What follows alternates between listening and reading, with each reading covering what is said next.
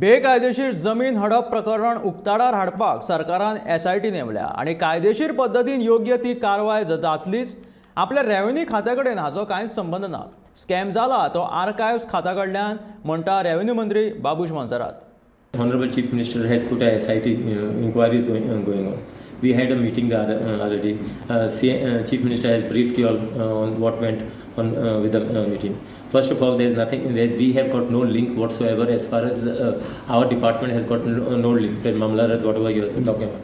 Because if the scam basically has originated from the archives department, we are not here to check the authenticity of the documents. I think Mamladar is not doing that. Mutation is a part and process of the Mamladar. And everything has been done. The Mamladars have done everything according to... ultimately the investigation is on. Whoever the culprits, whoever has done what wrong will be brought to task.